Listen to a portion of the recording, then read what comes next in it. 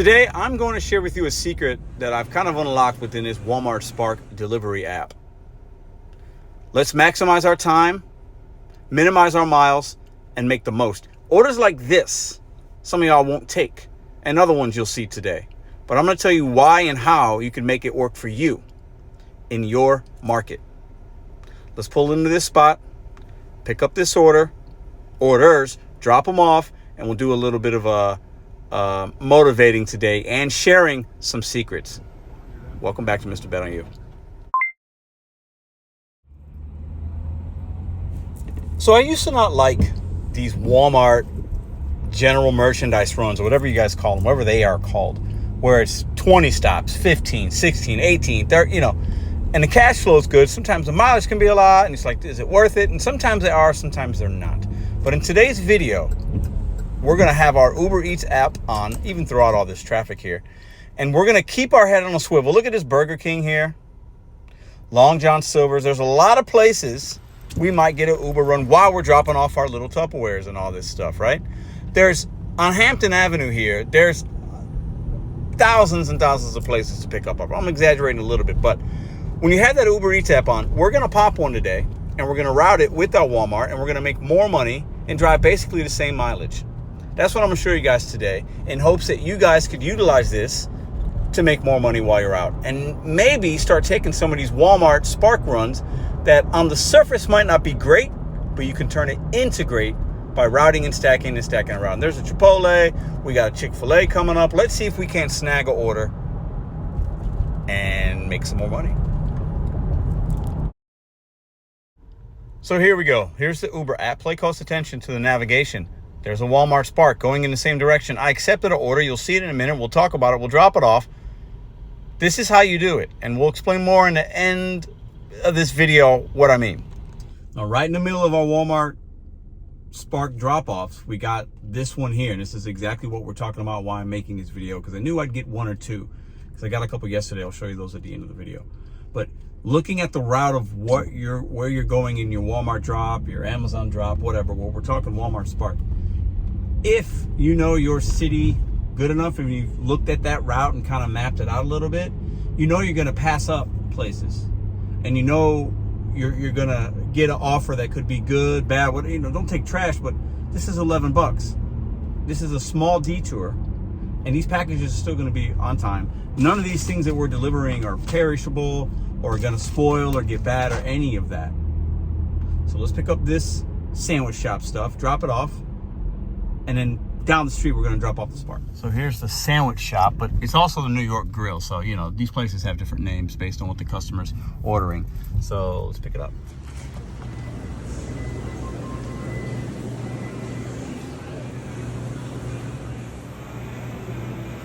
Got the goods. So to offer a little perspective, we have a package we're going to drop off. That next one on that street down there. The food's going 0.3 of a mile ahead. Route and stack around, whatever you want to call it. We're adding $11 and some change for really no minimal. I mean, maybe half a mile.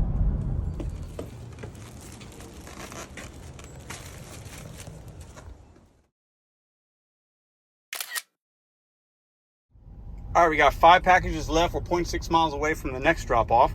So now I'm looking at, okay, what's my next routes? What else can I pick up if something comes in? Always kind of checking back in with the route to make sure we're still good. 5 packages left. We'll knock those down in about 15 minutes. Now, the zone that we're in right now isn't going to afford us a lot of opportunity. Is that Uber going off right now? Oh, I don't know if y'all heard that. That was Uber. I'll put the order here. That's not one I would take because it doesn't make sense. Not really paying enough. And that 3 miles is not in conjunction of what we got going on. Let's go ahead and drop this one off. But like I was saying, this area, you're not going to get as many good orders. There's not as much stuff. There's stuff close, but not like we were earlier in the clip where I showed you on Hampton. So we'll finish these packages, and I'll check in with you guys, see if we get anything else on Uber. We are in the hood. Anyways, for full transparency, this is the next order we're dropping off. We got the 4 more, and there's a 4-minute difference. Expected time, I think, is 12:04. We're going to get there at 12:08. Now, I want to hear from you guys in the comment section down below.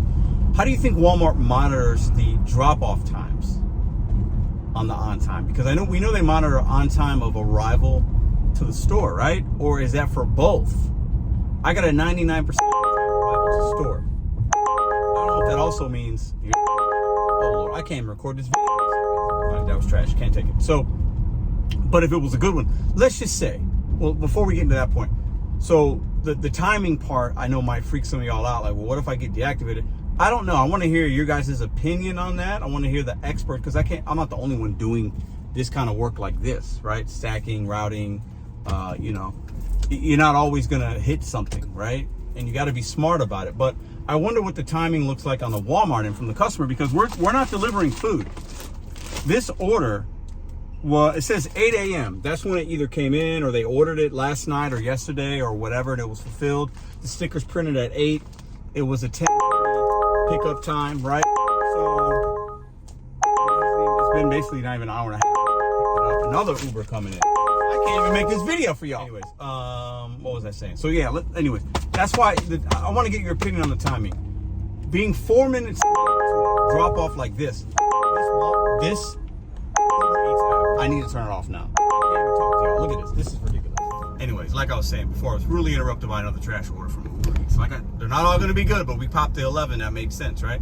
So if you can do that between 1 or 2 times doing these routes, why not? You're adding money with virtually no extra miles, and it's just a small pit stop. So you're making your 50. Oh my God. I'm doing 5 things at once. Anyways, so I just want to get y'all's opinion on that and show full transparency of the timing part, because I don't want you guys thinking I'm 30 minutes late to these. No, I wouldn't recommend that. I wouldn't pick select orders if that was the case. But when you're looking at your route, look at the timing. 4 minutes to me, I don't know about y'all, it's nothing. It's insignificant in my books. What do y'all think? Yeah, I am interested to get your guys' perspective on this, because when you deliver non-perishables, it's different. As it should be. This is a route. I don't know what the promise, I guess the promise time to this guy is 12:04. But listen, that's how I do it. That's how I'm doing it with these big ones. And you're able to basically turn a $50, which it said was going to be like an hour and a half, into $60 for an hour and a half. And this customer lives like, I think it said 900 feet from that last one. So when I looked at that route, I saw the total mileage. I was like, ooh, these are going to be like 0.6 to like 3 mile drops, which I kind of like.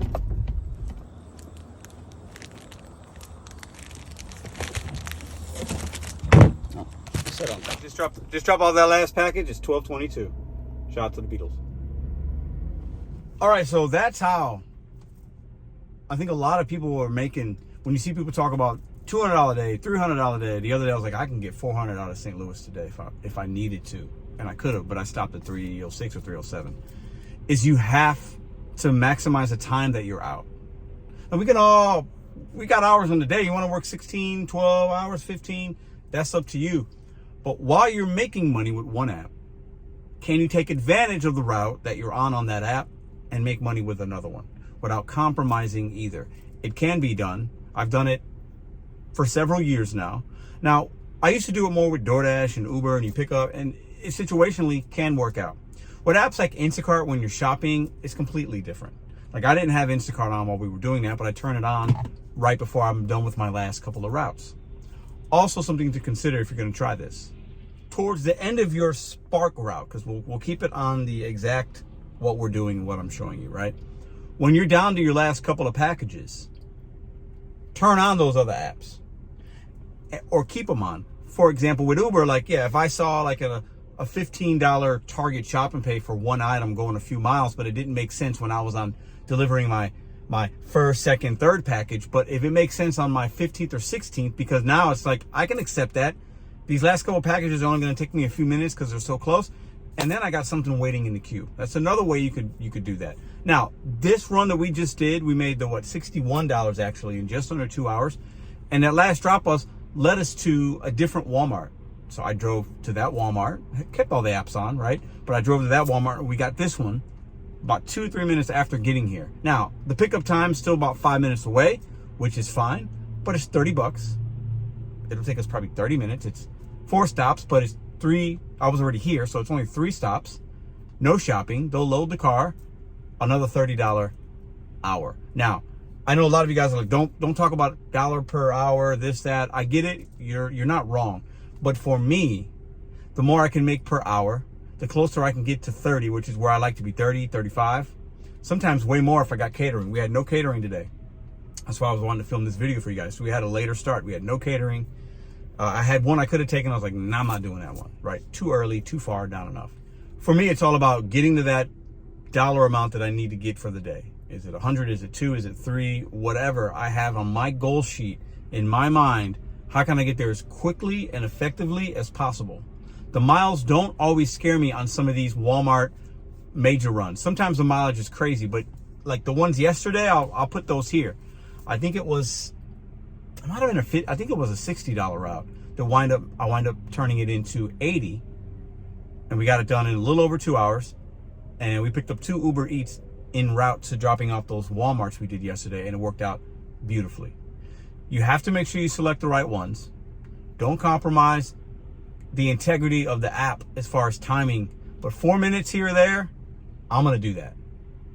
And that is a secret why, that's a little secret that I think a lot of OGs in this space don't share. Because they talk about, I make this, but they don't give you the details as to how they're really doing it. I think a lot of you are like, well, I only do one app at a time because I'm scared, or I got anxiety, I don't want this, I'm worried.